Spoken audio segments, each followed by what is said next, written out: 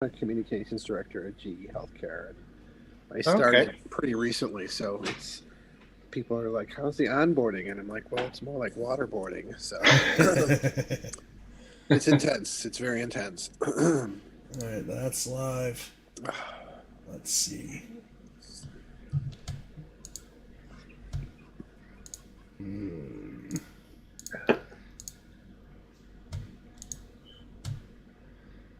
Sorry. So whereabouts do you live then now, Tim? So I'm I'm in the suburbs. I'm about a 30-minute express train ride from Chicago. Yeah. How about you? I live in Canada, actually. Oh, okay. It's going to be very Um, polite on this stream. Indeed, indeed. I'm going to disprove that reputation as quick as possible. We are currently live. So if you would like to cuss us out, Graydon, now would be a good time. Be prepared. Canada's coming. Like a true Canadian. So happy early St. Patrick's Day, everybody, now that we're That's live. right. Tim, you never got to tell your story. Like, even when there was the news broadcast for Chicago, you weren't on that. You never really got to tell your story. Well, my story is really not that different than what my brother has told. I was just sort of a member of the cast of characters along for a very interesting ride as a awkward teenager. Yeah, it's I close my eyes and I can remember it like it was last week. That's good Yeah, it because was a no lot one of else fun. can. Everybody else is like, I have no idea. It's funny. I hadn't really thought about it lately. And then Bob had mentioned, I know he replaced the Jewel. And since the advent of, it's funny, someone on my daughter mentioned it because she saw someone mention it on TikTok and she's like, Dad, you should really jump on this. There's like this whole community out there. I'm like, what are you talking about? And so that kind of, I started scratching away the surface and only to find, there is a lot of interest. And my previous employer, I made the mistake of using it as an icebreaker, and we spent 20 minutes talking about it. And people wanted to know more, and I'm going to go to New York and find this. And I'm just like, I was, 15 at the time. I can't help you. I don't think like a 15-year-old most of the time.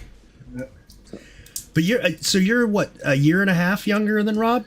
2 years younger. 2 years younger than Yep. Rob? Mm-hmm. Yeah. But yeah, it was a great. It's funny. We believed in it. We never thought it was a hoax. We were really committed to it. We, every lunchtime we pulled out the book, took notes, and then we'd make plans to what are we doing on Saturday, what's happening, and it's beyond me that no one ever stopped us. Like, here's a bunch of kids walking downtown with a bunch of shovels and pickaxes, and not once did anyone stop to consider that maybe we were up to no good. But different times, I guess, right? well, how long did you guys work on it? Like, how long was it between the time you got the book and you actually found it? Well, let me see. He gave it to DJ that Christmas. So December, it was a Christmas present, and we didn't find it till the following summer. Because then my brother went on vacation. We all went on vacations. I went one way, Bob went another way with a couple of his friends. And then that's kind of when the whole media junket started. And they had to come back for that. And I was on the East Coast riding bikes with a buddy of mine, and we couldn't get back. But so it's, what is that, 8 months-ish? Wow. Something like that. I don't remember the exact month we found it, but, it was summerish. Early summer. And I guess you guys didn't work on it like constantly. I think probably on the weekends. I mean, we were doing school stuff too, so I mean, it wasn't 100% of the time. But and Bob could speak to that better because actually, he and DJ were close. Dave's a year older than me, and he hung out with DJ quite a bit. Yeah. And I didn't, only by virtue of my class. He was, just a different friend circle. But, at the end of the day, we all kind of grew up in the same neighborhood. So, excuse me. No, it's okay. It sounds like you have the I same crud I better have. take some medicine. I better take some medicine right here. Yeah. I'm going to have some medicine too. Graydon, do you have any medicine? Plenty of that. I also have some medicine. Just Nice. preventative. I'm feeling good, but just for prevention's sake. I thought it was appropriate. I got proper 12. Oh, did you? How is it? I'm about to try it now. So Oh, you're just trying it now. Yeah. Right. Am I in, George? It's not bad. You are in, Rob. Copy that. We've been talking to Tim. He's been like, Rob sucks, and we hate Rob. No, I'm an asshole. Okay, so how's my old studio look? Hold on. All right. You look very professional. We're talking about medicine? I'm sorry, guys. What were we talking Oh, about? there we go. Little JMO in the house. Nice. Let's see. So Tim, from your recollection, did you guys always did you immediately zoom in on the Chicago painting because of the water tower? Well, the painting, the clues are obvious. It's the verses. I think that's where Bob and Dave did most of that work together. Yeah. Did someone ask about the M and Beast? Like, did that come naturally? Yeah. Man and Beast. I mean, because I punt to Bob on that because I think they figured out most of the. I mean, again, if you live here, the pictures are. It's pretty obvious. It's obvious. The clues are obvious. Yeah. Yeah. Those first three big ones, the water tower, and the whole, Yeah. right off the bat. Yeah. And So then you once guys- I guess once you figure out that man and beast, that statue, it's right next to Lincoln. You figure out the L, and you know what verse you're using. Where L sits left. Yeah. Or Yeah. I guess, maybe I'll just ask that question, Rob. How did you get the painting? Like you said, was pretty obvious, but how did you come? How did you come to the verse? Guinness. Oh, I got a hat. Not wearing green. I'm not exactly sure how we came across the verse, but I think it was where L sits. I think is what Yeah. the Chicago one. So Because you were like, and Congress R is known, right? Because And Congress, that's another Parkway's one. right there. Yeah. yeah. Okay, are we doing medicine, boys? Oh, yeah. All right. Anybody else? Cheers. Cheers. George, okay, there you go. I'm learning this. Yeah, I think it's going to switch probably back and forth for you like it does for Tim with just the active speaker. Graydon Kramer, just so you know, Rob, is also in here. He wanted to come and ask you guys some questions. So, Yeah, thanks for hanging out.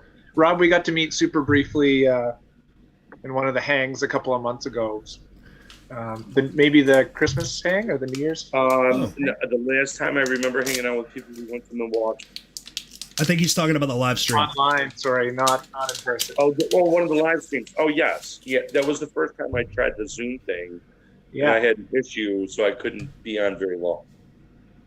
So I had to go at the time. I was just trying to test it out and everything. But yes, I remember now. Somebody in the comments is making fun of us now. It only took you guys 8 months to solve this thing, and we're going on 40 years and can't figure anything out. Guess who the smart people in the room are? They're down below. It's certainly not me. So you guys were only about 2 years apart. Was it normal for you guys to hang out sort of in the same friend group, or did this kind of bring you guys together? I don't know. Sometimes. I mean, the neighborhood kids. What are you doing? Stop it. Yeah, because Bob DJ took the same bus as us, so we'd see him every day, and he was kind of. Yeah, I mean, in high we school went to high together, school, yeah, like, that was- Yeah, we went to high school like 6 miles away, and so we all took the same public bus, and so we were kind of in the neighborhood together. Nice. right. So you guys just play D&D together and work on puzzles. This is our neighbor. Yeah. So once I got Rob to tell me about his character, do you remember your D&D character, Tim? Oh God. Rob was even like, I still got my sheets from when I was a kid. Oh my God. Somewhere. No. I do Oh my have God. D&D books. I do have classic memories of just marathon games, right? I mean, you start playing, and next thing you know, it's like 3 o'clock in the morning. Yeah. It was so much fun. And that's something that I like about The Secret too. Like D&D took you into your imagination in such a way that you would lose track of time, you'd lose track of everything. And The Secret sort of kind of does the same thing for people. It's one of the reasons I think people love it so much. It just takes you into your head. Yeah, I mean, I honestly we had don't fun know if time we with could. it. Yeah, I honestly don't think we could find it as adults now. I mean, again, we just don't think like we did when we were kids. You know, Right. But you guys were going super simple. You found the images in the painting that gave you the city, and then you said L sits in Congress, and you knew you were in the right place, and you just followed the instructions. But when you got to the end, you didn't know what to do. When you got to the end of 10 by 13, I don't even think towards the end you guys didn't really even know what 10 by 13 meant, right? Well, Tim figured it out. That's my only claim to this fame. Is that That's a pretty big claim to fame, Tim. Well, no. You think of all the clues in that verse and the pictures, and it just, I mean, didn't we do like 10 by? We were doing multiplication, and we were 130 degrees, and we were trying to shoot an azimuth. But then it's like there's all the, and if you've been to the site, which I think you have, George, I have. I don't know. Yeah, so there's just these rows of trees, and so it kind of made sense that it would be at the end of 10 trees by 13 trees, and then there's that fixture that's kind of right there at the end of 10 by 13. So, and I don't remember the timeline, because I know Bob, I don't know if it was you or Dave, contacted Byron and said, we're right on top of it, right? We're just. His mom told us if we get arrested in the city of Chicago, she's not coming to get us again. So I've heard two stories, and I think these stories are not contradictive. I think two of you you guys contacted Byron twice, maybe, because there's one story that you guys contacted Byron's office, and a lady told you that there was no treasure buried in Chicago, and to not call back. And then another time someone contacted Byron and said that they were like a stockbroker, and they were on the site and there was construction and there was a large piece of concrete next to where you were supposed to dig. That's always been a story that's been told, that there was a pad of concrete, and then Byron was like, I'll just help you out and send you a picture. The concrete is, we dug until we hit the foundation of the bridge there. So that was the concrete, and we're like, well, Isn't it supposed to be somewhere between, Bob, keep me honest here, isn't it like, was it supposed to be buried? I don't remember 12... concrete. That's what I was going to say, but I do remember that. I mean, the hole, it was deep. I mean, we didn't hit any concrete, but I remember Danny standing in the hole. I mean, that's a big hole. And it wasn't supposed to be deeper than, say, 20 inches, and we had already dug like 4 feet. How did we miss this thing? And we were like, and so I think, Bob, you had taken a picture of it and you sent it to him. Yeah. And then the answer back from New York was, well, I can't understand why you haven't found it. Here's the picture of it when I buried it. So we kind of married up the pictures. Wasn't that it, Bob? I can't remember. No. Because he wanted an explanation of how close it was, and that's why I drew that map. Yes, the map. So that's what I sent him. That was an odd map. He sent a letter back that said, I don't know why you can't find it. You're right on top of it. On top of it, yeah. That's when he sent the map back with the photograph. So there's lots of angles in that map, because you've still got the map, Rob, but the best picture we have of the map comes from that news program, and there's lots of angles on that map that nobody really ever understood. Were you guys trying to do like 130 degrees or something? That was one of the. One thing I wanted to test out was also 10 by 13. And I was wondering what 130 degrees would be if you stood in front of Lincoln and went left 130 degrees. Would that also line up with the 10 by 13 trees? Here. Somebody in the comments wants to know who your dungeon master was. David James was dungeon. Was he good? Well, I guess he was if you were up until 3 o'clock in the morning. Eric was also a dungeon master a few times. All right, so here I got the map. Let me see if I can hold that up so you can see that. Yeah. And it's reversed. So you were looking at 130 degrees from the Lincoln statue. Huh. Yes. I thought of that recently. I think it was when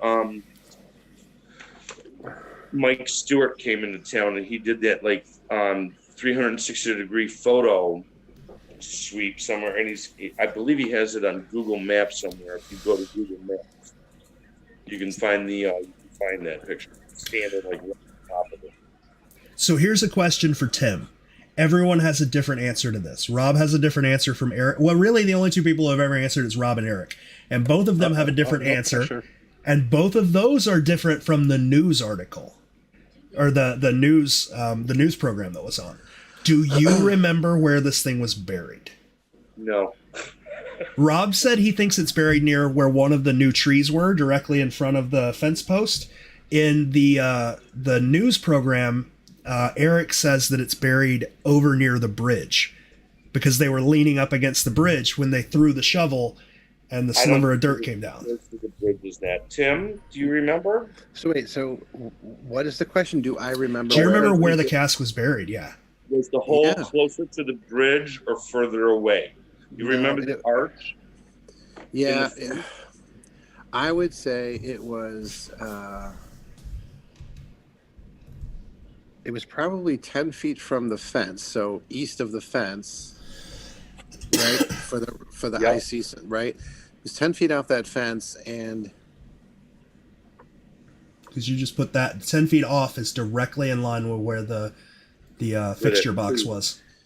Yeah, I don't think it was that close to the bridge. I don't remember leaning on the bridge. I don't remember leaning on it. I thought we were all around it, so I thought it was a little bit, maybe 15 feet south of the actual bridge itself, 10 to 12 feet. I would concur. So yeah, we were not leaning on we weren't that close to that to the bridge. We weren't. The reason I ask is that people often try to find an exact spot because no one can really find exact spots in the rest of the puzzles, right? But we don't know exactly where this one was buried, so it's hard to find an exact spot. If you're saying it's about 10 feet directly out from that fence post, that puts you in line with the fixture box. So if you line those two up and you get at the center point and dig a hole, you'd find the cask. But I haven't been there in years. And so, is there a tree planted there? There is now, yeah. Yeah, they've planted a whole new row of trees. Yeah, because there was a path. There was a paved path there too, right, Bob? Isn't there? The paved path is still there. Yeah. Okay. That this one, George? What was I going to say? Yeah. Oh, okay, Tim. You remember the episode on Expedition Unknown with Dustin and Deidre? And Dustin had the shadow theory. The what theory? What is it called? Shadow theory. Shadow theory. Okay. I had spoken with Dustin in the past, met him a couple times, went down to the park, and actually put his theory to the test. And it actually, I would have to say, it came close. It came close enough for me to believe that it could be possible, but I don't think I could count on it for the any other ones. It might be possible. Yeah, it's probably just one of those unknowns. Like we'll never really know, but if we can guess at a most likely scenario, it might help in future things. So, question I've always wanted to ask both of you guys. Has no bearing on the puzzle now. Now that I've got you both together, in the news program that was on, this reporter asked you guys if you were going to work on any of the others, and I think it was Eric Gasorowski who was like, "Yeah, I think one's buried in Colorado." Yep, we did. Yeah, which one did you think was buried in Colorado? Okay, hold on. Medicine. Yes. This is a weird glass. Rachel stole this glass from me from some uppity bar that we went to. That's a proper bourbon glass. Yeah, it's hard to drink out of though. Yeah, it is. Well, you're only What supposed kind to. of glass is it? You're supposed to sniff, right? It's a proper bourbon glass. Yeah. There's a name for it. I don't know what it What is. is your glass, George? So we went to this bar in St. Augustine. It's called The Collective, and it's one of those where it's like $30-$40 drinks. And they had this drink that they made with really expensive whistle pig, and then they took rosemary, like a twig of rosemary, and set it on fire, and then dropped it in the so good. And, oh my God! She stole the glass. Burning rosemary. You stole it, George. I love you. I did. Rachel did. She's the thief. Blame Rachel. Okay, so what was the question again? Say it again. Which puzzle did you think was in Chicago or was in Colorado? Actually, the photograph for Cleveland. Oh. Okay, so this was my theory, and it's obviously incorrect, and I will admit to that. I thought the stone archway was like for mines, and this was a miner. The centaur is wearing a miner hat. Yeah, that makes sense. So I thought it had something to do with mining, and I believe the poem for it that I thought, and I'm incorrect. I know I am. I can admit that. Great movie. Which movie? In the Sky, the Water Veers. Where is it? Hold on. Small of scale stuff. Fortress North, cold as glass. There's Fort Collins is in Colorado. Collins glass, cold Collins glass. Gotcha. Like, Friendship South. I couldn't say to the number 982 through the Woodlawn line. What that mean? In the Sky, the Water Veer. I was thinking the Great Divide. Small of scale, step across. All right, I'm a train nut. Mm-hmm. And I thought it was like narrow gauge, railroad, mining. Perspective should not be lost in the center of four alike. Small split, three-winged, and slight. I believe that referred to like an arrow. Yeah. And a person who makes arrows is called a fletcher. And near Fort Collins, Colorado, I believe there was a mountain called Mount Fletcher. So you want to talk about rabbit holes? Yes, I did a. It's easy to do when you're not on site. When you live in the city and you're like a kid and you know the area really well, you just look at something and go, "Oh, that's that." But when you don't live there, your only option is to go down rabbit holes. And I maybe I was one of the first ones to go down a rabbit hole. I know, So, yeah, and then this here, and it says our strongest tower of delight. And I didn't necessarily know what that means. Falls gently in December night. I took that to be like snow. So Rocky Mountains, Colorado. Looking back from treasure ground, there's a spout. A whistle sounds like a water tower, like a watering tank for like steam engines, and then a whistle sounds like the steam engine from a train. Okay, Well, I mean, so I'm a train freak. you Sorry. can rest knowing that verse does have a lot to do with trains, like a whole lot. Thank you. So, like, do you know much about that? So that one's most likely in Houston, Texas, in this park called Herman Park. And when it talks about the 9/8 true, that you found it. Who was the guy? Josh, what was his name? I am not. Anyway, the guy that had all the conspiracy theories. Yeah, no, I have them all. I've already dug them all up, George. Yeah, I've been to your house. I know it's true. They're all like leveling your couch, like your couch was on level, so you just slid one underneath. But yeah, as soon as you go into Herman Park, there used to be a big train, and it was the 982 train. It was a huge steam train. Smallest scale step across really is a small train track. I would think so. So yeah, there you go. Rabbit holes. Anyway, go on. What was your next question? I'm sorry. Did I answer that for you? Yeah. Graydon, you said you had a bunch of questions, but you're just silently nodding and smiling. You want to jump in anywhere? I know you guys don't have a sense of this, but I'm like, Tim, if you had any idea how many hundreds of hours I just sit thinking about these details that you're talking about, and you're talking about 10 by 13, I'm on the edge of my seat. That's how like nerdy I am about this. And as are thousands of people. Yeah. There will be so many people that will watch this video hanging on the edge of their seat, listening to your every word if they can just get one more piece of information. So, yeah, I have a ton of questions, but right now I'm just trying to soak it all in. Does it feel weird to basically be a hero for like 30,000 people? I mean, you're not Superman yet.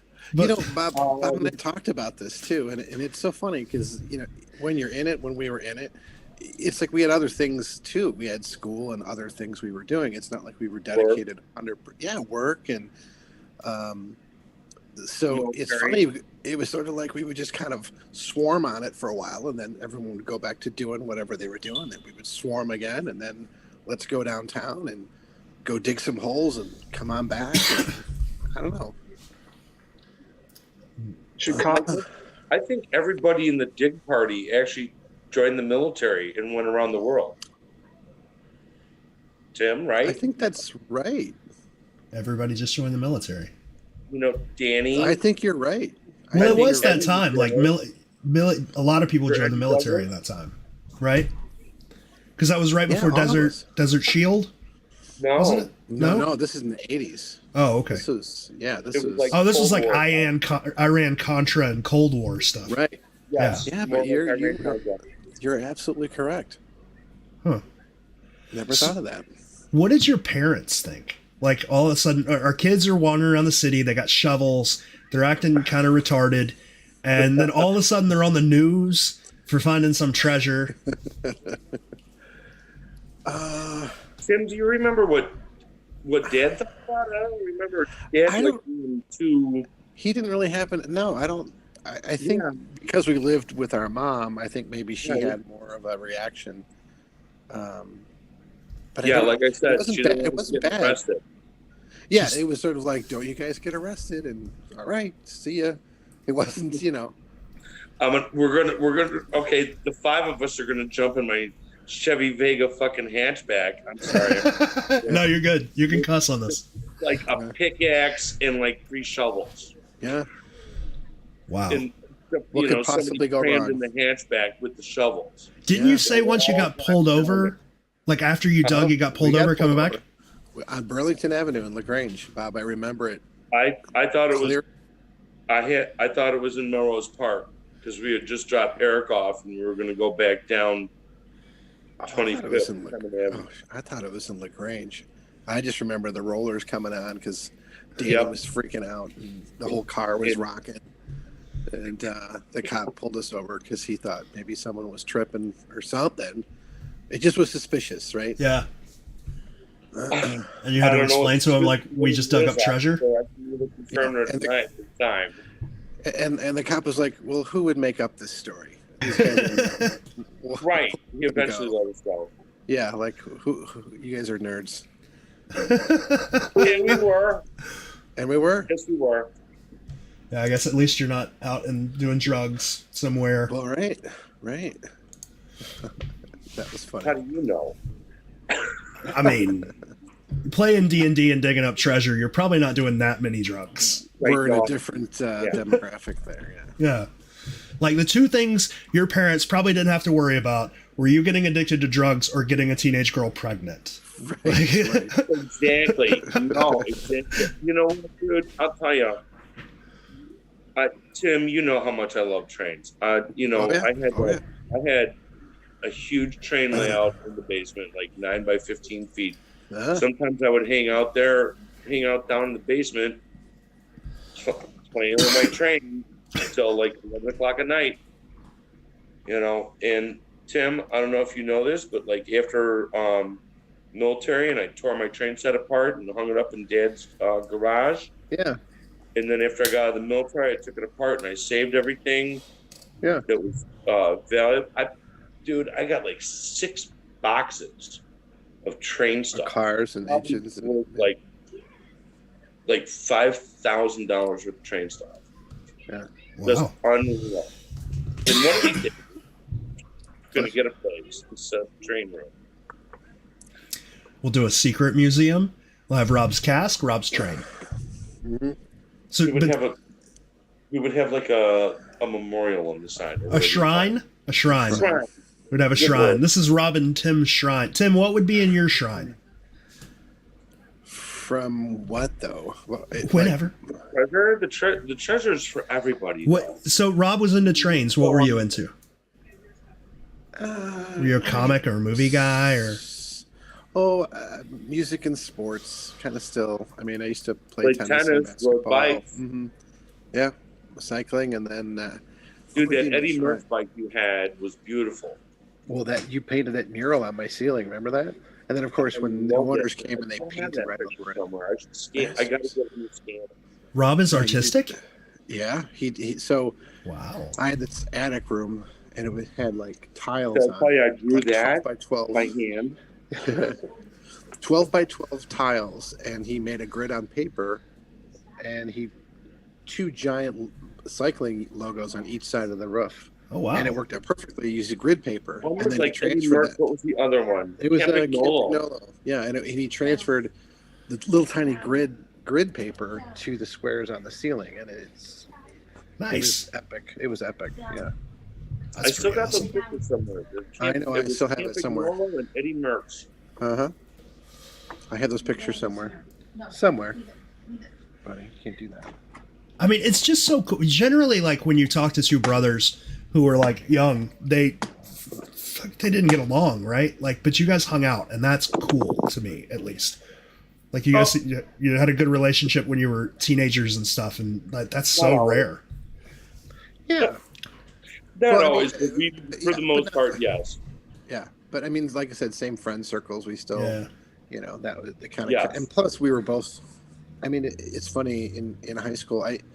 There were people who threw parties in high school that were like, and we were 2 grades apart, and but we didn't really have parties like that. We just had fun parties, nerd parties, if you will. Nerd parties are the best parties. Mm-hmm. Tim, didn't you like hang out? I mean, you hung out with your classmates, and I hung out with like my classmates. Yeah. So, but you found treasure together, and that's the moral of the story. That's right. Oh, Rob's gone. He probably just hung up on us. He'll come back. Give me a second. Oh, he just turned off video.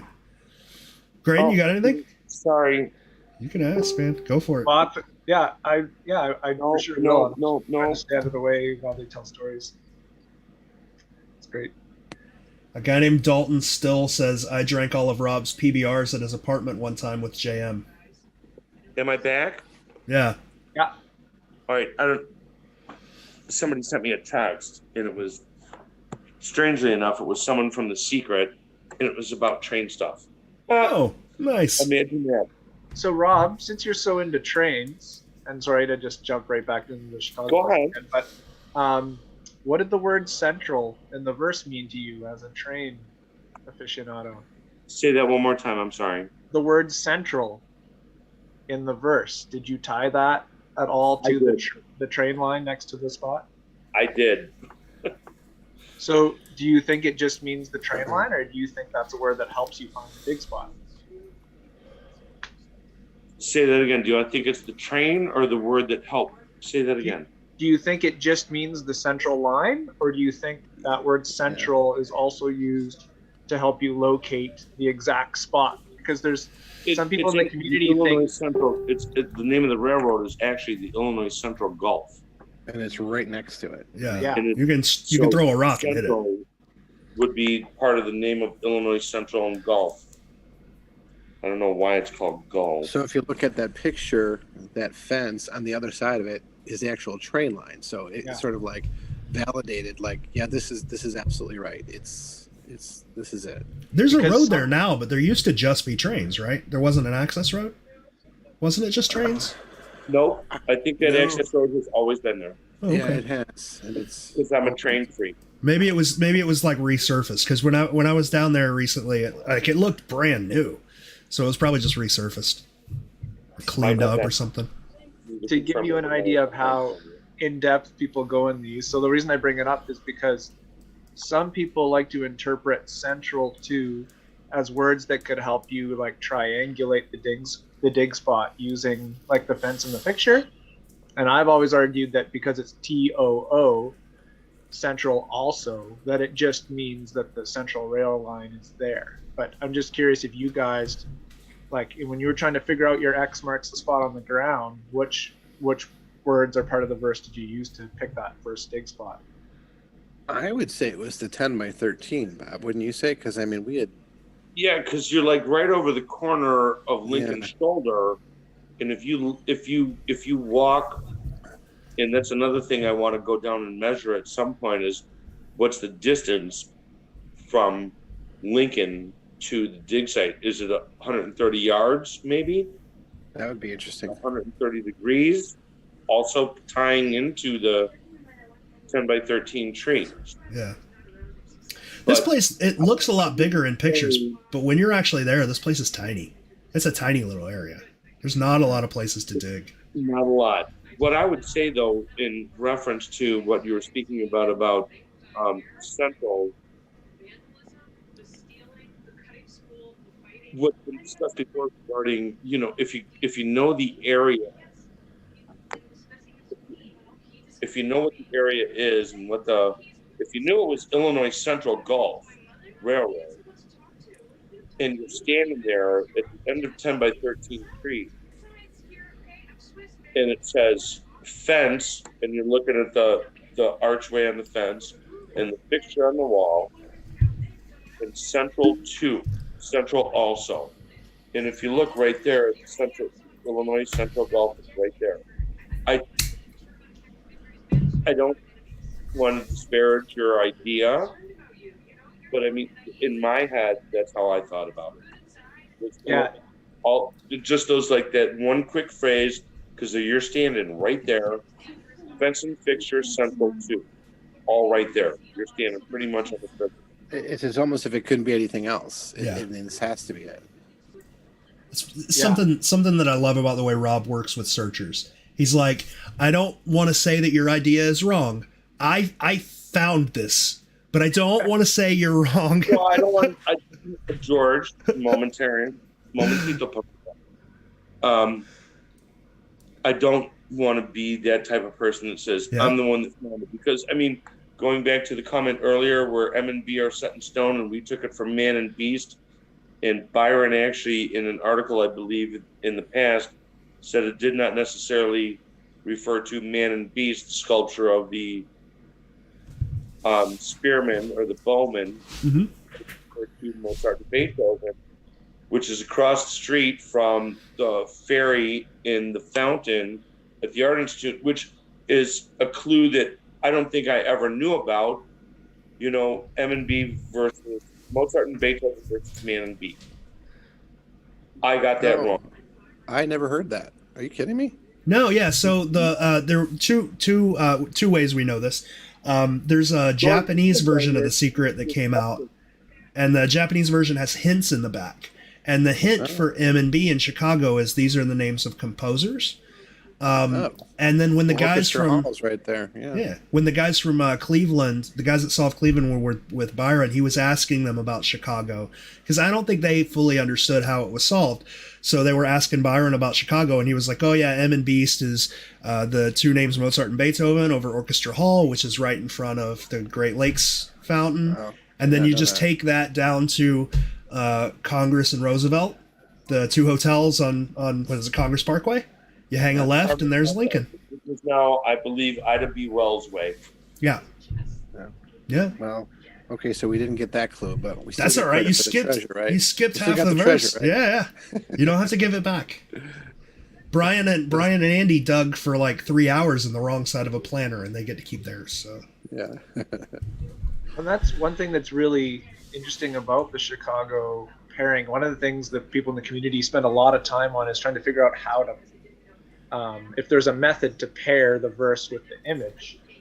And so there's 3 solves, so we have some information there. But Chicago is one that we don't still fully understand how you would connect those two together, unless, like yourselves, you were locals and knew where to go. Because once you're there, like you say, all the clues fall into place. But it's hard to connect just the words of that verse to Chicago directly. Yeah. It's weird. It leaves you in a weird position, right? You either can or you can't. And I think people try so hard to find that connection because they don't want to accept that it's just not there. Like, it's just easier when you're a local, you know? George, let me ask you this. Yeah. For the most part, I believe a lot of people believe that the remaining 9 treasures with are all matched, like the verse and the poem, or the verse and the painting are matched already. Is that would that be a fair assessment to say that that most people believe that have been pretty much matched? Yes. Okay. And because some of them are self-referential, like some of the verses talk about things that are in the painting. Yeah. Right. Yep. So you can connect them with you guys, like the fence and fixture in the painting, but you wouldn't know that until you actually found the finished spot, right? So no one would have read the verse and saw the words fence and fixture and realized that fence was in the painting because it's so unique and it's hidden. Or if you didn't live there or went down to the park, you wouldn't know that archway on the fence wasn't there. Yeah, right, exactly. But if you're a local, George, you went down there with me that one time, right? Yeah. And that archway is no longer there. It's not there, yeah. Oh, really? Was it? Yeah, it's gone. Was that on all of the fence posts? Because somebody said once it was only on that one. It was on a few over the years, They just fell Because- off. Well, yeah, I mean, I live downtown a lot. I like going down to Grand Rapids times, Taste of Chicago and all that. And anytime I go down to Taste of Chicago, I walk past the treasure site. I would too. I'm sorry, I do every single time. As you should. You Tim, know, Tim, can you see this if I hold it up? Are you able to see the? Yeah. Yep. Oh yeah, it's gone. Yeah. And that's the new tree there. oh, hold it up again. Hold it up. Yeah, and that's the Yeah. new tree. The fixture box is gone too. And Yeah. all right, hold on. Everybody, be quiet so I can see him. Hold it up one more time, please, sir. Here you go, Rob. Can you see it now? All right. Now, you see on the right-hand side that green box that's on the wall? Yeah. That is no longer there. Yeah. That was removed like in the early like just before 2010, I think. I can neither confirm nor deny at this time, Senator. Is it at your house? Is it in your house? The cask wasn't enough. You needed the Yeah. lobster. And since I'm not, and totally off the subject, and since I'm not as technically savvy as you, how does my home studio look? It looks fine. Yeah. Lighting Look okay? Lighting's good. All right, cool. I'm just going to show you real quick. So I got, Oh, nice. where is it? I got like a little, like a studio. Like, Nice. Lighting. I have a big umbrella over here. I have a big, like a huge umbrella yeah, you're light. like way more than I am. I got that from like an ex-girlfriend. That light years ago. Oh, I just fucked everything up. But I always liked it because I like cinema and film. Yeah. I have like voice command lights. Alexa, turn on awesome lights. There we go. Oh my god! I'm sorry, I just turned on your Alexa. Okay, so my roommate Mike has Alexa in the living room. Glad you don't have anything named Awesome Said that. Lights. Turned on here. Sorry, Mike. No, he's in his room. Oh yeah. So let me see if there's. It's funny. So you got awesome lighting. Is that what you got, George? Yeah, it's called Awesome Lighting or Awesome Lights. It's just one blue light. I don't know. I was bored Hey, one day. I Tim, got a blue light. Real quick, I want to let you know. Make the lights green or orange. That's a good idea. This idea I got from Carol. What am I looking at? What is A that? vase? A vase? It's a crystal vase that I have that has. I got to change the batteries, but it's got Oh, the the LED lights lights in in them. Yeah. And I just want to give Carol extra credit for that because Well, she gave me the idea for that. she was peeking over my shoulder and said, "Is that a Hello Kitty light in your brother's apartment?" Absolutely. Is- No, it's my little pony. Oh, Rob looks like a My Little Pony guy. What's your favorite pony? I don't think. Aren't they all my Yeah, favorites? my Carol Rob, Dr. friendship Face is in there. magic. Is that I your don't wife, know. Tim? Yeah. She poked her head in there. Here, Does she know how much of a celebrity you are? She knows that I'm a giant nerd because. Hi, Miss Huge. Wrobel. Yeah, Huge celebrity. yeah. And my dog was losing his shit over here. He's like, "I want to go for a walk." So It's George, gotta you give make some fun of me points for at home, sitting here Ed. with my camera in my hand, drinking a beer, and yet, Tim, are you just sitting on your couch holding your phone? Oh, I'm on my laptop. Tim's like, you're we're holding. Okay. we're low tech over here. Yeah. I am. Oh, dude, I am so low tech. Man, Like I, I said, George, I upgraded cameras and lights. I did all kinds of crap lately. It's nuts. I spent way too much money on this stupid thing that nobody watches. I did buy a ring light that I don't use. But I sent a link to a couple people. Oh, so a couple of people are watching it. Great. So Nice. one of the guys that wanted to watch it, his name is Mark Link. So if you see him on there, okay. So stupid, not technically savvy. So you're on YouTube Live right now, is that correct? And Facebook, both. Yeah. And Facebook. So if someone went to the YouTube link. Yeah. You have to go to like, yeah, they can comment. They just have to go to, it should show that it's live now, and you click on that video and they can comment. No one has commented on that. And say again? No one has commented on the YouTube side, but they can. Oh, really? Oh, Yeah, okay. Because I sent that link to like. I mean, people comment on Facebook side, but not on the YouTube side. Oh, okay. Yeah, I try and stay off Facebook. I play a stupid train game on Facebook. Oh, that sounds nerdy. I have a friend of mine who, so totally off the subject, and I'm drinking. I have a friend of mine whose neighbor got evicted, and the landlord said, "Take anything you want." So he grabbed a box that had a bunch of CDs and records in it on top, and he brought the box home, and he took the CDs and the records off the top, and on the bottom were like 6 Lionel train cars. Oh, nice. So he's like, "Here, you can have these." I haven't got them yet. I'll get them next week. I stole. A lady on Facebook Marketplace was giving away a box of cassettes, and You stole them? well, I'm a nerd, so I asked her if I could have them, and she gave them to me. And then when I looked at them, I gave her like $20 because I was like, these are valuable because it's like all the old Smith cassettes, like original Smiths cassettes, and there's a bunch of original Cure cassettes and something. My Life with the Kill Kill Cult, like all of these like late '80s, early '90s bands. George, how old are you again? I am 41. What's your music genre that you prefer? Dude, I like all kinds, but I'm mainly in like punk rock and metal, but like older stuff, not like 80s, 90s sort of punk rock, and then sort of new metal. But So I mean, you're- it varies wildly. Like one of my favorite artists is Johnny Cash, so I got really wild, varied music taste. I like Johnny Cash. I like The Cure. I like what is it, Psychedelic Furs. Yeah, I got a bunch of Psychedelic Furs albums. I Cure got albums. What about you, Tim? What do you listen to? Tim's gonna be like, I like Kendrick Lamar. No, I am. Well, this will be cliche, but I'm a big blues hound. Oh, Nice. Yeah. yeah. Digging. That's really 90% of my catalog. So like the two artists that I collect records, and there's two that I've always wanted. I'm sorry. Go ahead, Rob. Tim, say again. What's your? Come on, I'm a blues hound.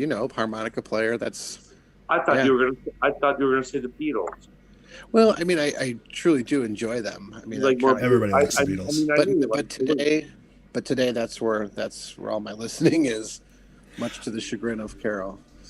So there's two albums that I was looking for forever, and I found one for 25 cents in a box of records. It was Robert Johnson's King of Delta Blues. Yeah. I found it for 25 cents.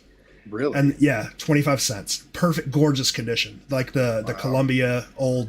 Anyway, Yeah. the second one is like there's this Lead Belly album that I can't say the name of because it's not PC. Yeah.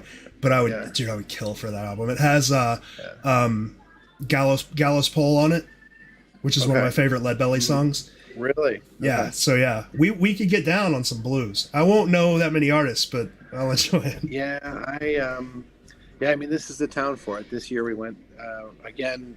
Buddy had his January shows at his club, but with COVID, it was assigned seating, which was different than in years past. It was no shoulder to shoulder standing room only, because I've gone there where, I get there at 5 p.m. and he doesn't come on stage till 9, and it's just you have to wait that whole time. But this year you is an upcharge, but you get a seat, so you could show up 5 minutes before they start, and you've got a seat. So and walk right in. and walk right in and have a seat. Wow. So we went to that show this year. Tim is actually more famous than you might believe. That's what? Oh no! What are you? Tim had gone to the Old Town School of Old Town School of Music? Yeah. Wow. right? Yeah. And was it not the part of the graduation that you got to play on stage with? Oh. the guy? Oh yeah, no. Oh, you play with Buddy Guy? No, oh Bob, I wish that were true. But you're half I right. You're could've half right. sworn- No. The graduation was at Buddy Guy's I Legends. tell people all the time, my brother has been No, so now I have played with some local, residents who play the circuit quite a bit, and I do sit in on open mics, and I have been asked to play at Rose's before, and and I drive a desk all day. That's not, these guys are full-time musicians, so it's always a great thrill to get up on stage, and rusty as I am, but no, our graduation from Old Town School of Music was at Buddy Guy's Legends, the old one, of course. So like I say, I run with a small circle of guys that play, the Kingston Mines, the Harlem Avenue Lounge, Rosas. They play big. Cutting an album soon, right? No. I will say though, the late great Joe Beatty, a friend of mine who was a professional musician, I appear on a few of his CDs. He's got a couple of blues numbers that I'd play with him acoustic, but he passed away a year ago, so no more music with Joe. So treasure hunters are gonna track down those albums and gonna help you out. Yeah. You play harmonica, you said? I do. Yeah. That seems like an easy instrument until you get into it, and then it seems just complicated as shit. Yeah, the easiest thing about it is set up and break down. Do you cross genres any into jazz? Because I know there's like a big overlap between blues and jazz. Yeah, there is, and I don't. I mean, I'm not a huge jazz fan. I mean, I'll listen to it, and like Thelonious Monk, I love him on keys and some of the older blues, but like or jazz rather, but some of this newer, more fusion type stuff, I just don't get down with. I just don't get down with it. Yeah. All right. I was out in New Orleans because we take trips. I live in Florida, so it's only like 8 hours to New Orleans. So we take trips down there a lot, and it surprised me how much of the music down there is like you're just sitting like this is blues, like this is 100% blues, and you're sitting in a jazz club. You're sitting at Kermit Ruffin's and listening to him play play old blues songs. That's a destination that I have to hit. A buddy of mine, we've been talking about hitting the blues trail. Starting down in Memphis and just going down to Mississippi because they've got the trail. It's all marked, and going to some of these old clubs, not the commercial touristy places, but one day. Yeah. One of my life's goals is to get to the Crossroads, like the actual Crossroads, not the commercial where that big bar is with to get to the Crossroads and just stand there and hope the devil comes along. And that's a goal. Right. You can kick his ass. Yeah. Well, so I could trade my soul for some really good guitar lessons. Yeah. I love guitar, but I play like I have the rhythm of a white kid. Like I can't play, and I've tried my whole life. Air guitar ever. Yeah, I'm really good at air guitar. Let's see. I wish I knew more about that, Tim. I don't follow jazz that much, but I know the name. I mean, but then you like what you like. You hear stuff from the 80s and the 90s, and who doesn't love some Hootie and the Blowfish? Or, even now, Bob, I hear Scorpions, and every time it comes on, I'm like, I turn it up. I'm like, yeah, that's my brother's band right there. Yeah, I heard some Scorpion stories when I was with Rob last time. I'm sure you did. I've probably seen them at least, I would have to say, 15 times in 3 different countries. Scorpions are weird. You either love the Scorpions or you hate the Scorpions. I think it roots in my service in Germany at the time. Because they're a German band. Yeah. They were big in Germany, and that's when I think I first saw them in Germany at something called Monsters of Rock. Monsters of Rock. Which would blow away what they call Monsters of Rock here in America. So you guys have some questions. I don't know if you want any of them. You guys have questions. I don't know if you want any of them. So you and Tim. So John Palancar has said that at some point in the near future he's going to come on and walk us through how he hid clues in the Chicago verse and how that painting was, or Chicago painting. Yeah. I wrangled him into that a couple of weeks ago. I'm going to have to excuse myself momentarily, but before he comes on, let me know. No, not today, but soon. Oh. Like in the next, I don't know, couple of months, probably. But anyway, he said he was going to come on and talk about how he hid stuff in the Chicago painting. And one of the commenters was wondering what you guys thought about that. Like if you were excited to hear how the painting was supposed to work versus how it worked for you guys. Because on the show, when he talked about how he hid the clues in Boston on the Boston one,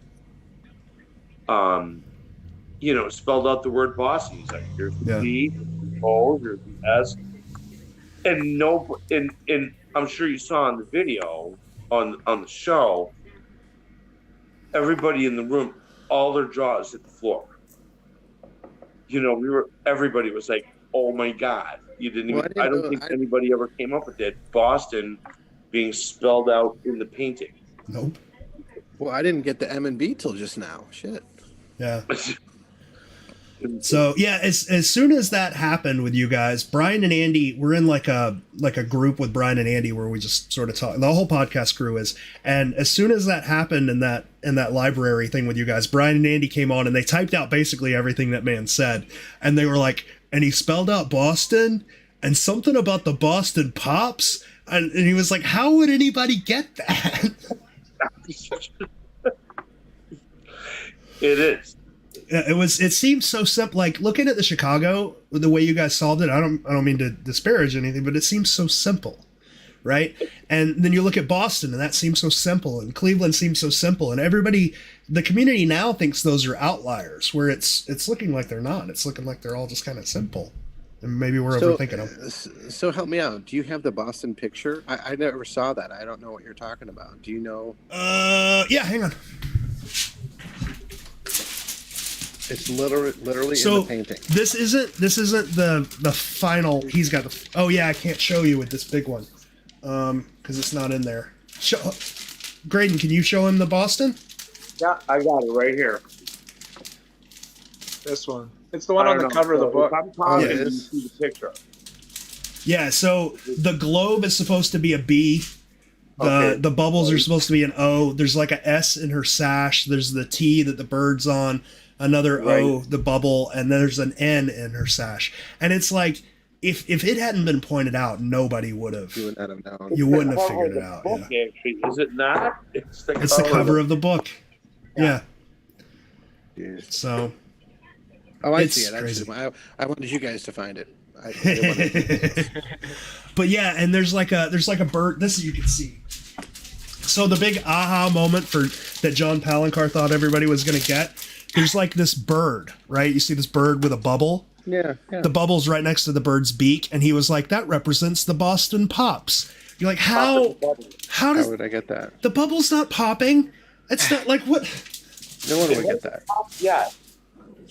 Kind of like Schrodinger's cat, right? All right, yeah. I'll take him. The only thing that he said that I could see was on this side, there's like a globe, and he was like, that's supposed to be the Boston Globe. I was like, oh, okay. I get that. Yeah. But it's still pretty obscure.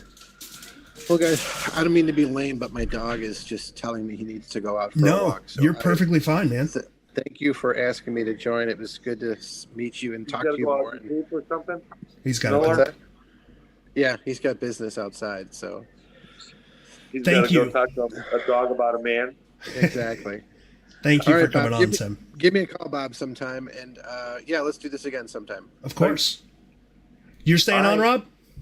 I'm going to stay on. Okay. I'm going to take a moment to take a little bit of a break, but yeah. Yeah, it's fine. You want to just click end, Tim, or you want me to kick you? Yeah.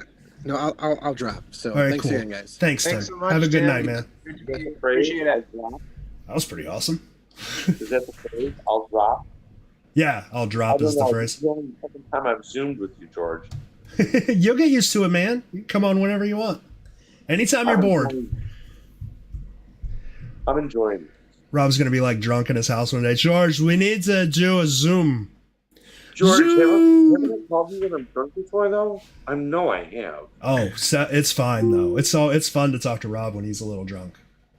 So do I want to ask my questions when Rob is more or less drunk? What's going to get me the best answers? Yes, they're more fun when he's drunk. Just real quick, let me get a couple of these questions. One was, has Rob tried to metal detect his cask? JM tried to metal detect your cask, right? And it lit up. Correct. Yeah. And it didn't didn't really register that much. And I'm going to tell you, let me see if I got it right here. Well, I thought it registered just as like ferrous metal. It was just generic like iron. So if you, let me see if I can get the tip of this. Or is it non-ferrous? It was iron. Okay, so on the tips of the horns,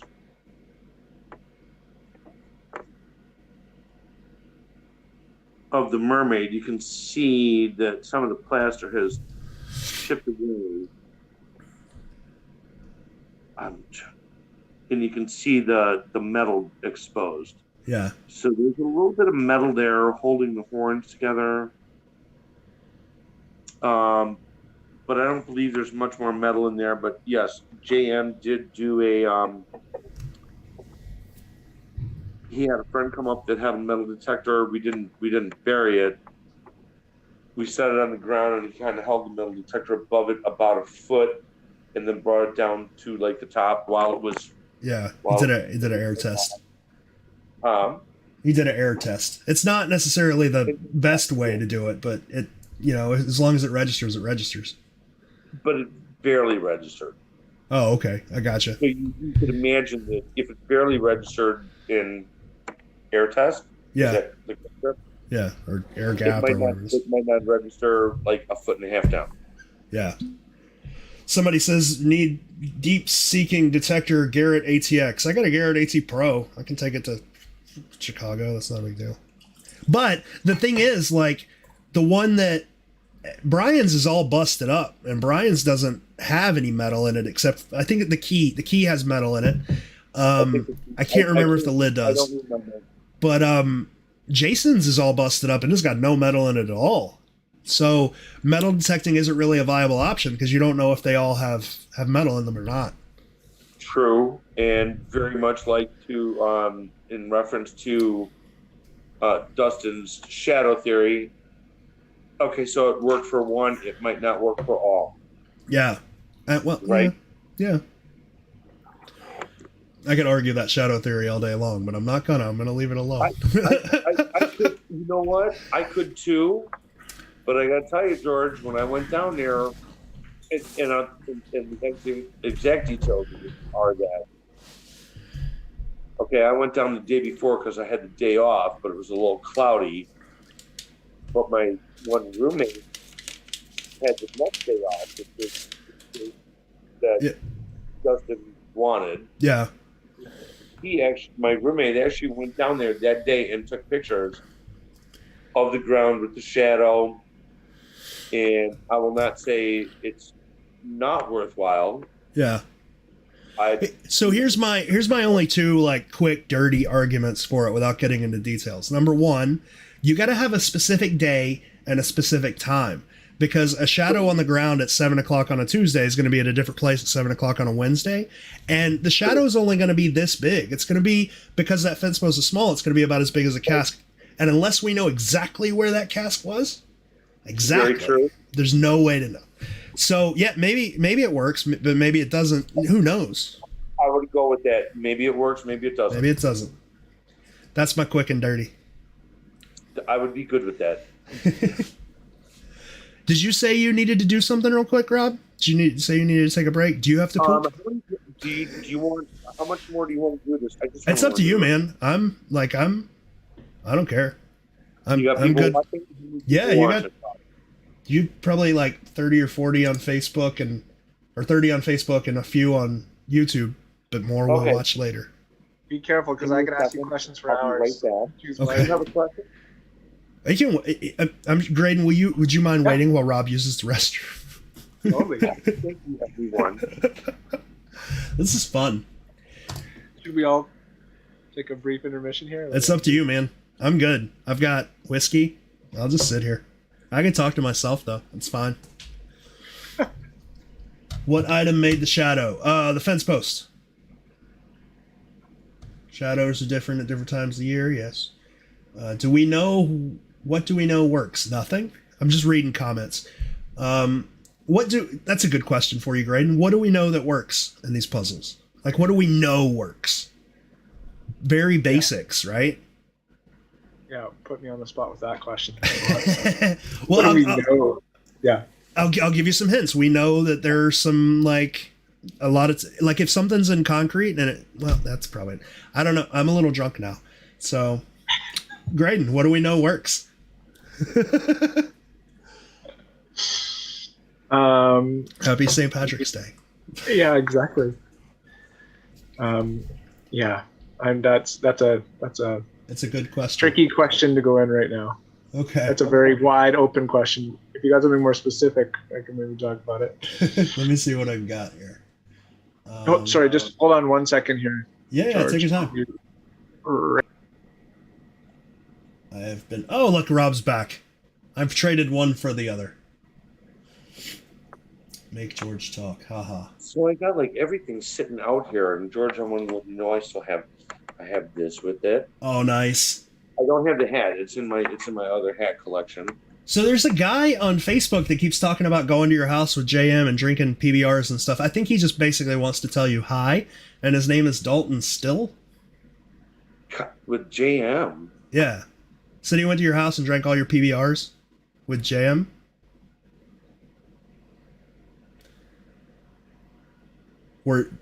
Did you have a lot of PBRs that day? I don't drink PBR. I drink Miller High Life. Maybe it was the metal detector guy. Who knows? I was going to say the metal detector guy was the only. I think that's the only time JM came to Chicago. my home. Yeah. Yes. That's probably it then. But I was because he'll probably right say. now? Yeah. His name's Dalton Still. I mean, he's Dalton. Yes, he was the metal detector guy. Dalton. Cool. I said hi. Yes. You just did, Rob. So when I got this is from the show. Yeah, those things are super cool. Tim got one of these too. I should have whipped this out for him, and I would like to see him have the book and the pin, and then I got the. Which is it's like smaller than you would think, which is odd. What? Like, because we see these gems, we think of them as huge. And when I saw it, I was like, "Oh, it's valuable, but it's smaller than I thought it was." And the other word you used, valuable. Yeah, it's relatively valuable. Yes, I have the copy of the assessment on it. It's I want to say it's like $1,100, $1,200, but that was back in whenever. Yeah. What's odd, though, is so Byron said the average value of these gems was $1,000, right? $1,000 each. And he said that the more valuable ones were more difficult to find. And since this was more than $1,000, that makes this puzzle harder than the average. Yep, $1,200 at the time. Yeah, $1,200. So Chicago was a harder than average puzzle. Apparently. But some teenagers found it. But, and George, I know you and I have discussed this plenty of times, not the value of the gem that's the treasure. That's true.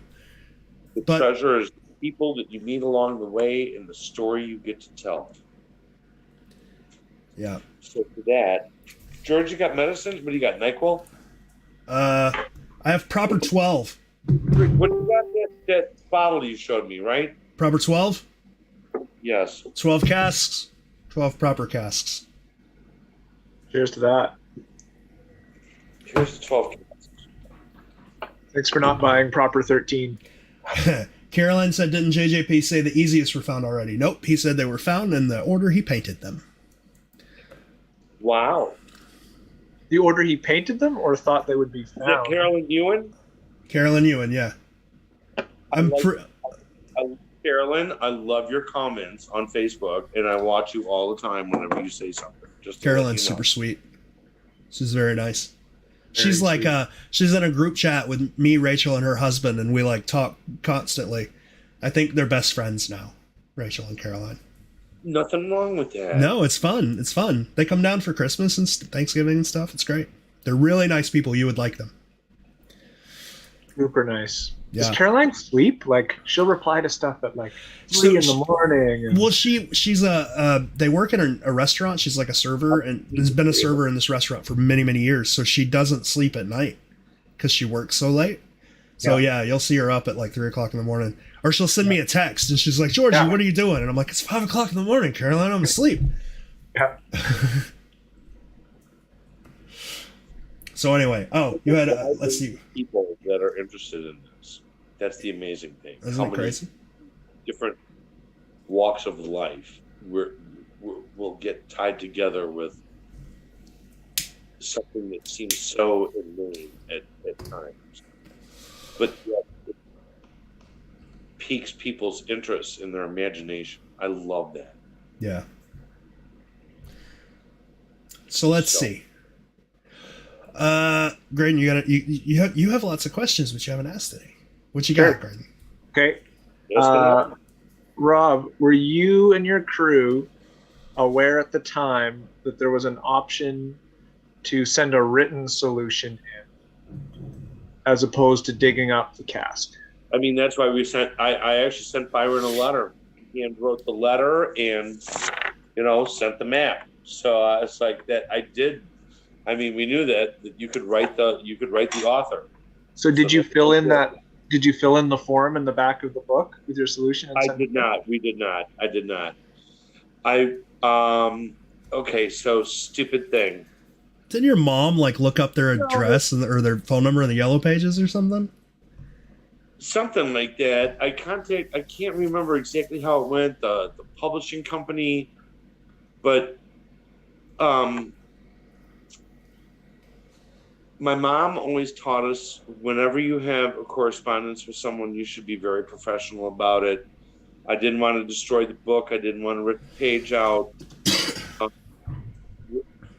Took typing in high school. I knew how to type, working with teletypes on the trade floors, keyboards. A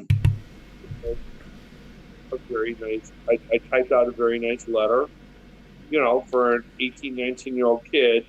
Quite professional, and I included the handwritten, hand-drawn map and everything, and I was very professional about it. And it's not like I was go back to that. Say that again. The because there is an actual form in the back of the book. Right. We didn't fill that out. I just typed out a letter, and sincerely typed out, and then my signature underneath, just like we were taught in stenography class, or not stenography class, typing class. Who took a typing class in high school? I did. I was just a nerd. Okay. I just typed at home on IRC. But I always remember. Can I find? Never mind. I'm not gonna make that joke. Write a professional looking letter. I've got one of these books back here that actually has that filled out. It was this lady. I can't remember her name. I reached out to her because I bought a book and it's got a name and a bunch of numbers and an address and a telephone number in it. And I found this lady because she's got a very unique name. And I emailed her. I found it at a thrift store for 99 cents or something. Yeah, picked it up a couple years back. Here in Chicago and see if they got these used bookstores and see if they got The Secret anywhere. They know they're valuable now. But it's got this lady's name in it. So I looked her up on Facebook and I sent her a message and she was like, oh yeah, I remember I bought that book. I was in middle school. And I bought it at the Scholastic Book Fair. And she's like, and the numbers that are on it are my locker numbers in case I ever lost the book, and then my old home phone number. And I was like, do you remember filling out the back? Because she's got a little solution written in the back, and then she erased it. And she was like, yeah, I thought one was in New Orleans. But then I was like, I'm not real sure. And she lived in Texas. And she was like, so I never sent it in. And I was like, well, yeah, there's one in New Orleans. She was very excited. She was like, do you think I can have that book back? I was like, it's kind of valuable now. Yeah, probably not, honey. Sorry, love you, but yeah. Damn. I was like, if you find another one, I'll trade you. And she was deal. Okay. So, because some friends and I were chatting the other night, and we thought it was interesting. We got talking about how Byron had basically just acknowledged that you had solved it at a certain point, and we thought it was so interesting that instead of just, because there was an option to just send in your solution, it was interesting that he didn't just say, oh, you guys have already found it, I'll just send you the gem. He chose to send you the picture to help you guys actually dig it up. Now that's a whole nother issue, because he did, and yes, he did So I sent him the nicely typed letter with my signature. I sent him the map, and when he responded, that's what he said. He's in the letter, and I have got it right here. I should have pulled that out. Let me see. Yeah, I sat down in front of Rob, and he opened this folder, and it was like, oh my god. I'm closing a, and then it said a Xerox of the. Okay, so this is what it says.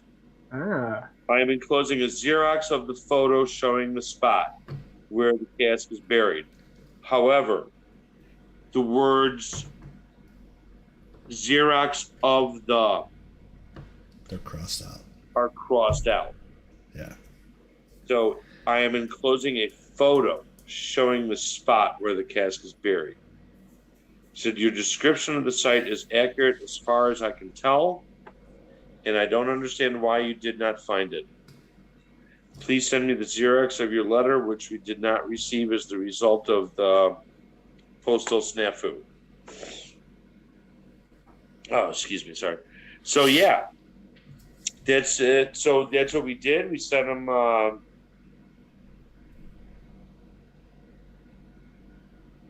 So when he sent us the photo, that's when we went down and dug it up.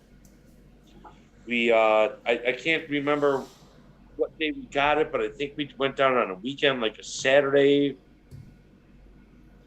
And that's the day that we all went down in my Chevy Vega hatchback.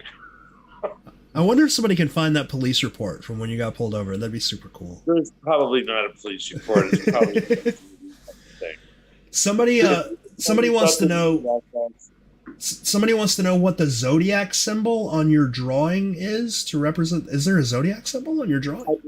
It's an upside down Taurus symbol, which we believed stood for the bulls, and I can't remember the exact. So you did think that earring was the bulls? Yes, which would also signify Chicago, but I can't remember why it was upside down. What's upside down in the book? It's upside down in the book. Yeah.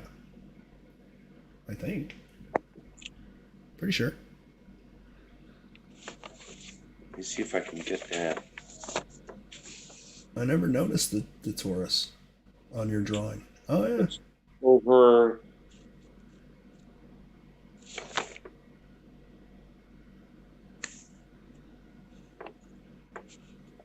Right there, I believe. All right. Cool. Never noticed that on your drawing. I hand drew that, by the way. I mean, I drew the lines probably with a ruler, the streets. I'm wondering if it's 130 degrees. Somebody wants to know if you probed or if you just dug. You guys didn't probe. Dug. Yeah, you just dug. Yeah, we just dug it. What do you remember about the? I remember you saying you thought it was maybe a Polaroid, but the image that Byron sent you. What do you remember about what was in the image?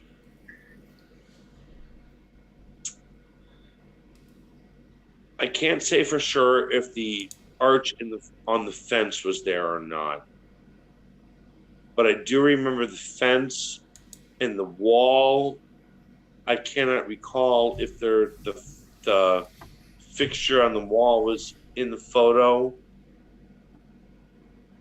but it was a fresh mound of freshly turned earth, let's say. And after we went down and dug it up, I sent him the photograph back along with the key. Damn it, Rob. Shortly afterwards, we got the emerald in the regular mail. Not certified, not FedEx. We didn't have FedEx. We had regular mail. Showed up in my mom's mailbox one day. So the fence and the wall were in the photo. So to me, that tells you you're looking towards the corner at an angle. So yeah. Do you remember were any of the 10 by 13 trees in the photo?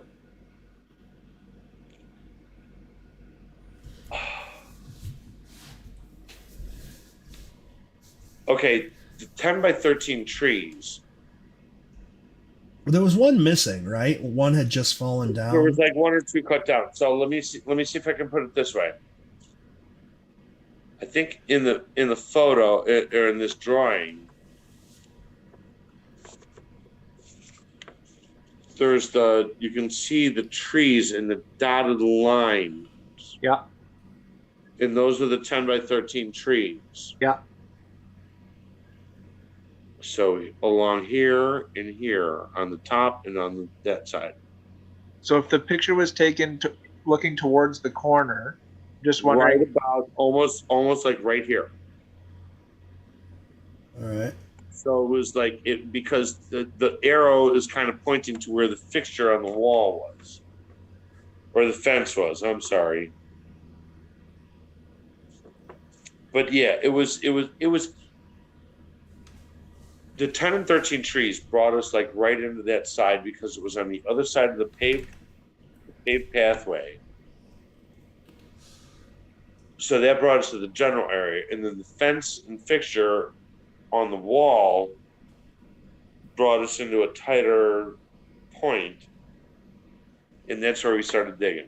So you started digging where the fence and the fixture, if you drew lines from them, where they would have met? Approximately, yes. I can't. It's been 40 years. I can't. I know. Yeah. Sorry. This is one of the biggest things in the groups is there's a whole bunch of layers here. So it's like, are you able in these puzzles to put an exact X on the ground? That's one thing that we're not sure of. I would have to say no. Well, now with what you've just said, this cask was buried central to the fence and fixture. See, but that brings me to my train question earlier. Yeah. What does that mean? Two, though. But if it's giving you two, if the puzzle is giving you two, that's like a double entendre. Two spots where you go to the center of those two spots, and that's where the cask is. But why? At least in that one. But why spell it TOO if you're gonna mean central to, like triangulating? It would be central to TO. Something is central to something. Or it's central as well. Central, but read the verse though. Central as well. What? See, that's what I'm thinking is as well. Central as well as the fence and fixture. I don't know. I have no idea, dude. I know. It's hard to say. Because I can neither confirm nor deny at this time, Senator. Because the other thought is that the same way that you lined up the fence and the fixture, potentially, what if, because the 10 by 13 didn't meet at a single tree, right? There was a gap, like there's a bit of a gap. So if where the lines of the trees would line up at the end of 10 by 13, that is also a theory of a potential. You know what? I think that the end of 10 by 13 got you in the general area, but then the fence and fixture would refine it. I see what he's saying. Yeah. So if you were standing at Lincoln looking over his shoulder looking for 10 by 13 of something, it would tell you go this way, and then your next instruction is fence and fixture, central as well. That would even tighten it down even further, right? Yeah. So you did not dig at where the exact meeting of the tree lines would have been. Like that was a fair distance away from. Well, it would have been impossible to do that. Okay, so it says end of 10 by 13 is your clue. Yeah. So if you get to the end of 10 by 13 and you stand in that general area, it's like a 10, 15 foot radius. And if you're standing in a 10-foot radius and you see fence and fixture, so you're standing right there. So it brings you to that general area. And then if you look around and it says fence and fixture, then it tightens up even more. I just thought of that because it's like it is, now that I think about it, it is 10 by 13 brings you to that corner. And then as you stand in that corner and you read the next line, fence and fixture, it tightens up. Okay. So if it's central to the fence and fixture, you're saying that it's... It could be. It could be. it would be, but you're saying you would have drawn lines straight out from the fence and the fixture to find that, not tracing a straight line between the two in the middle of that? Sorry, but not sorry, Rob. I really can't say because, and remember, it's been 40 years, and I'm going to tell you, when we were down there and digging that hole, we were like giddy little girls. I'm sorry. Yeah. And when we dug it up, we flipped out, and we were there to dig a hole. At that point, when he gave us the picture, we just went down and started digging the hole. So, Graydon, think about this in a practical sense and not in a puzzle sense. Like, think about you being there. And if you get to the end of 10 by 13, you're at a tree. Now, let's say you were supposed to dig at the end of the tree, but like, where do you dig? Tree? Yeah, at the end of 10 by 13, you would be at a tree, I would assume. I see what you're saying. There's a gap. I thought the lines didn't meet. I think that the 10 and the 13th tree are not the same tree. Yeah. That's okay. The impression I was under. I see what you're saying. But the verse continues, right?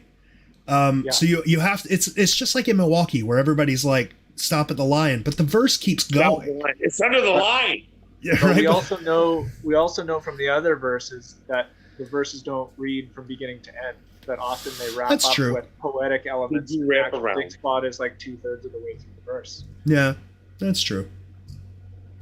I don't know. We're getting a lot more information about Chicago, though. That's pretty nice. I know. These are things. If you ever get an opportunity to come here to Chicago, you let me know. Oh my goodness! I'm more than happy to walk you down to the treasure site. Rob, I will. Someday I will take you up on that offer. I promise that. Then you have to take him to the top of a Hancock Tower and buy him the best drink he's ever had. Deal. Yep. Deal. You name your price. It's a great view. Yeah. We took my 19-year-old stepdaughter there, and she was so bummed that we wouldn't let her drink. Like Rob wouldn't let her drink, but you gotta play by the rules. Oh well. Gotta play by the rules. Brett wants to warn everybody that Graydon gets a little handsy when you get together. So who does? Graydon, he gets a little handsy. Oh, does he? Brett knows nothing. Brett knows nothing. So, how are you doing, George? Because I'm going to make a little bit of dinner. I'm good, man. You ready to go? You ready to cut out and go make dinner? I'm thinking about it because I know it's like almost 10 o'clock your time. Yeah, it's 9:42. I already ate, though, so I'm good. We had, like, fish and shrimp tacos. We should have one more dose of medicine, maybe, perhaps. Well, we got to toast to something, Rob. What do you want to toast to? It is early St. Patrick's Day, after all. George? Yes. Let's... Hold on. Let me pour this. Podcast toast to John a lot. You want to toast to John? We're gonna do another shot. We're gonna do two. Okay, we're gonna toast twice to John. Rob's got to prepare for this. You know what, George? You guys are the first. You and JM were the first people I ever did a podcast with, ever. JM was the first person I did a podcast with. Really? Wow. Yeah, I was in charge of all like the technical stuff. Like I knew how to do it, but I had never done it before. Yeah. Here's the jam, George. To John. Cheers to John. All right. Now I forget what we were going to. The other thing we were going to toast to. Oh, not. Wow. I know. Okay. I got it. Rachel's going to hate me. We have one more after Rachel. this, too. Yeah? You got another one to do? Okay. Oh, God. Toast after this, yeah. Rachel loves you, dude. Rachel loves you. Everybody wants you to come back again, by the way, in the comments. They're telling you to come back again. I'm pretty sure they're talking to Graydon. Now that I got this set up in a way, I would do this more. Like I said, the very first time I was on, there were issues, and I couldn't stay on. So... Hey man, if you need some equipment or something, I got a ton of stuff just laying around. If you need something, let me know. I'll send it to you. Anything that'll help. Are you okay with it like this? Yeah, I'm okay with. I'm good with it, dude. Does my home studio look okay? It looks great. All right, awesome. George. And I'm sorry, say your name again. I'm Graydon. Graydon. But that's fine. Here's to a better world for everyone. A better world. Cheers to that. All right, so Graydon, what's your what's Oh your God, toast? one more. You don't. I'm sorry. I was gonna say in honor of the finders of the Irish themed cask and the emerald in the spirit of the Irish pre-St. Patrick's Day. Here is a toast to luck in the hunt. I'm even gonna do this. Let me see if I can do this. Oh God, where's my hat? Yeah, you better wear this hat when we I'm toast. going full Chad. Hang on. George, I'm going to use your little shovel that you guys gave me. Nice. So dump in the emerald. I got the pit vipers. Exactly.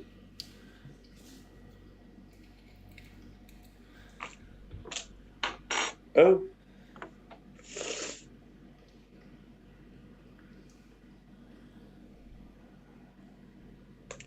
Oh God, he's gonna lose the second one. It's not Jameson. No, it's fully Irish. It's a fully Irish emerald now. I'm gonna baptize it in some fucking Jameson. Don't Nice. shoot your emerald. Don't shoot it. You don't want to pass that stone. Camera. Oh, I don't know if I got like an HD. I don't have. It's too close. it's still just focusing on your face. It's all right. It's like Rob's the real treasure. We're gonna focus on that. Yeah, not even close to being a treasure boss. You're a treasure to us, Rob. So yeah, I got this case from Dave James' wife because she does like jewelry and things, and she's also into D&D and stuff like that in the fantasy world, and so is Dave. So, I'm glad that we've carried that on through the years. We got to get you on with Eric and Dave. That'd be great. One day. I don't know if Eric would be too. Have you been on with Eric before? No, I asked him a long, long time ago, back when me and Jay were still doing the podcast. I asked him if he'd come on, and that got me kicked out of a group.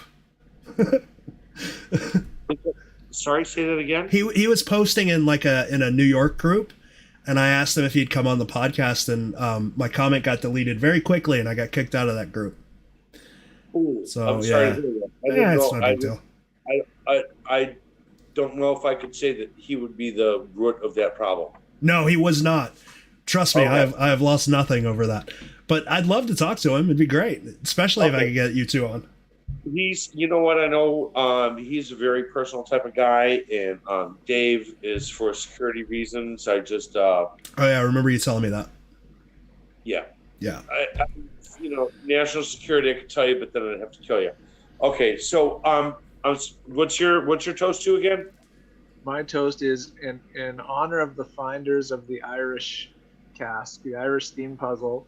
Here is to luck in the hunt and not having to wait another 20 years till the next one is found. So That's here's like the luck in the hunt for Let's hope 2022. another one gets found soon. Graydon's like drinking a tenth of a shot there. That's nothing, man. What kind of Is that wine? Are you taking a shot of wine? I'm not doing shots at all. I've been sitting here with my beer. I got to run back upstairs if I got to go. Oh, okay. Did I just take like 4 shots of whiskey and you're drinking beer? It's a Monday night, George. Yes, well, okay. To the Irish. To the Irish. I have faith in Begorra to you. Here's a stick to beat the lovely lady with. All right, now I can take these things off. All right, guys, are we good? Are we going to go have dinner now? Real quick, have you ever Yes. seen the movie The Quiet Man with John Wayne and I can't remember the lady's name, the actress's name. You ever No. seen you ever seen that movie? No. Quiet Man? Good Irish movie. Good Irish movie. So if you ever Have to get the check it chance out. to watch it, here's a stick to beat the lovely lady with. So, all right, George, Yes. are we good? Are Yeah. we good? I'm going to stop streaming now. You want to tell everybody bye? Gentlemen, everybody that watched, thank you very much. Yep. Have a good night, everybody. Thank You as Rob. well. All right, we're offline. Oh my god, I'm so drunk. Me too. All right, guys, I'm gonna go puke.